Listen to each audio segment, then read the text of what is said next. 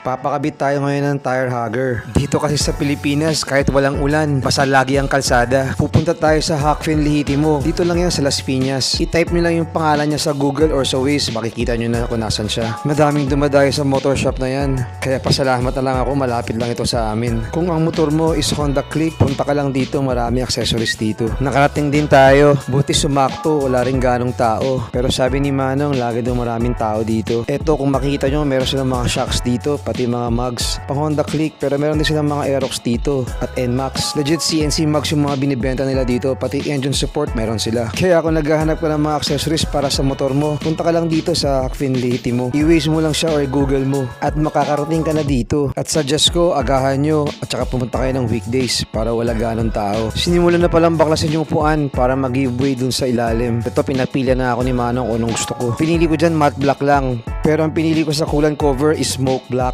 Legit Honda pala to guys. Galing siyang Vietnam pero hindi siya plug and play. Kailangan mo pa rin pumunta dito para may kabit ng maayos ng isang mekaniko. Kasi pati yung kanyang coolant reservoir, kailangan ililipat din ng pwesto. Talagang pulido at maayos ang kanilang gawa dito. At ito, nasa gilid na yung kanyang coolant. Tamang chill muna tayo. Ito parang matatapos na. Habang naghahantay, tamang tingin muna tayo sa mga dumadaan. Nasa 1,300 pa lang binayaran ko dyan guys. Yung presyo kasi niya is nakadepende sa design. Bali 1,000 yung tire hugger. Tapos tag-add na lang ako ng 300 para sa coolant cover. Kasi smoke black yung kanyang design. After makabit, ito chinek ko naman yung mugs nila dito. At yan ang susunod natin. Kaya nang matapos na, gear up na tayo. Nagpaalam na tayo sa Hakfin Lehitimo. Maraming salamat sa napakagandang serbisyo.